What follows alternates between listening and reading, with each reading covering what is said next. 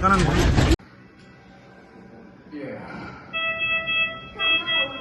Dan para pribadi, aku akan mengawasi di sini sama. Kita tahu lebih banyak.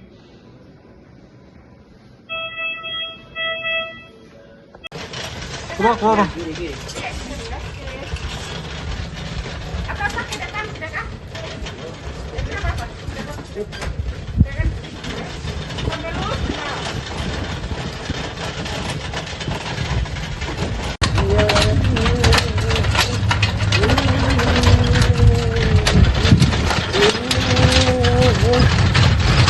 Baik Pak, untuk kejadian yang di Puncak Jaya, siapa DPO yang berhasil diamankan? Baik, selamat sore rekan-rekan media sekalian dan para pemirsa yang ada di rumah. Perlu kami jelaskan bahwasannya DPO yang berhasil kita lumpuhkan di wilayah Puncak Jaya, Papua itu bernama Pulan Wonda alias Kamenak. Jadi ini laki-laki ini anggota kelompok kriminal bersenjata Kodap 12 Lani Jaya. Jadi berasal dari wilayah distrik Mulia, Kabupaten Puncak Jaya. Yang bersangkutan ini merupakan DPO sejak 2019 dan kita ketahui memiliki mobilitas yang tinggi dalam aksi-aksi kekerasan yang terjadi di wilayah Puncak Jaya dan Lani Jaya. Untuk kronologis penangkapan sendiri mungkin bisa dijelaskan Pak? Baik, penangkapan terjadi pada hari Kamis 2 April 2026 sekitar pukul 12.27 waktu Indonesia Timur, di mana kita sudah berhasil ketahui keberadaan si pelaku ini. Lalu kita lakukan upaya penyekatan, kita kejar pelaku dan pelaku melarikan diri menggunakan sepeda motor. Ketika kita hadang, pelaku menabrakkan sepeda motornya ke kendaraan petugas dan berusaha melarikan diri. Kita kasih tembakan peringatan 2 kali, namun pelaku masih mencoba untuk melarikan diri. Akhirnya kita berikan tindakan tegas dan terukur mengenai kaki kanan. Untuk rekam jejak keterlibatan dari pelaku sendiri Pak? Pelaku ini memang rekam jejaknya cukup lumayan banyak ya. Jadi data yang Satgas Damai Karten miliki itu pelaku terlibat dalam berbagai aksi kekerasan. Di antaranya dimulai dari tahun 2010 di Kampung Wandeng Gobak, Distrik Mulia, penembakan terhadap warga sipil. Korban luka dan meninggal dunia.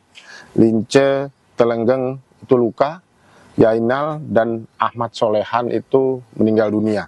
Sedangkan Yoki Lekwau mengalami luka.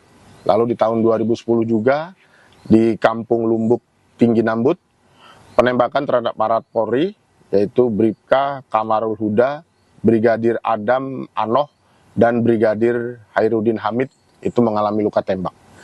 Tahun 2010 juga di Kampung Sanoba, penembakan rombongan aparat Polda Papua, di mana Bribda Anumerta Ahmad Mualam meninggal dunia.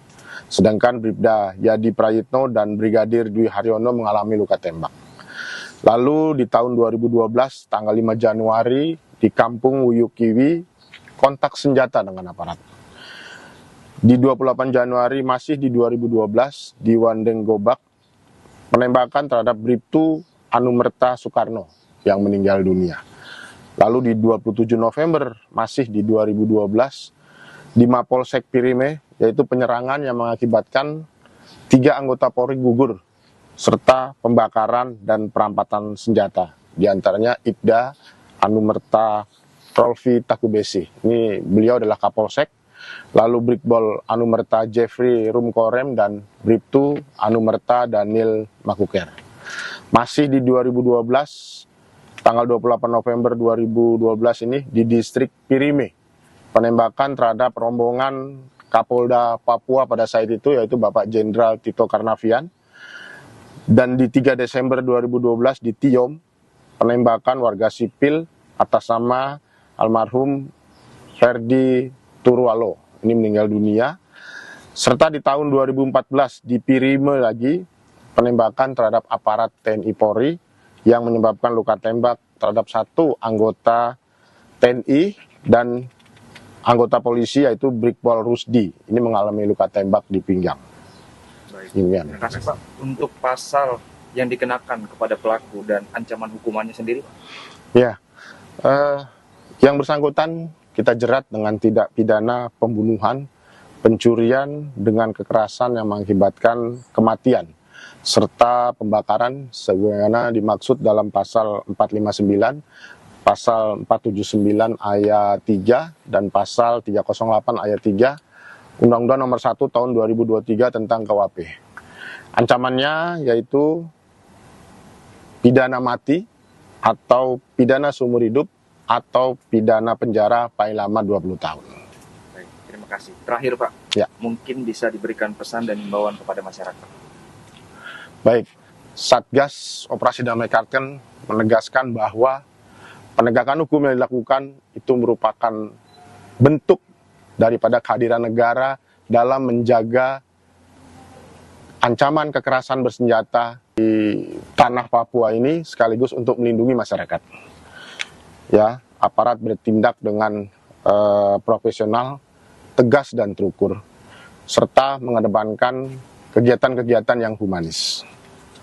Masyarakat diimbau untuk tidak terlibat dalam kelompok kriminal bersenjata dan turut membantu menjaga stabilitas keamanan agar tetap kondusif, dan kami berharap kerjasama seluruh pihak ini merupakan kunci daripada kita menjaga kedamaian di tanah Papua.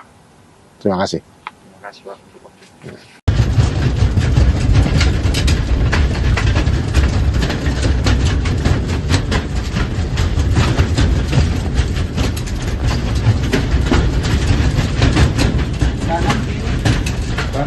Kanan.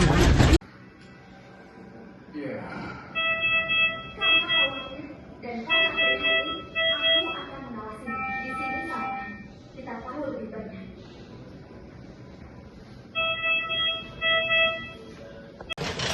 Keluar. Apa sakit datang? Sudah kah? Sudah berapa? Sudah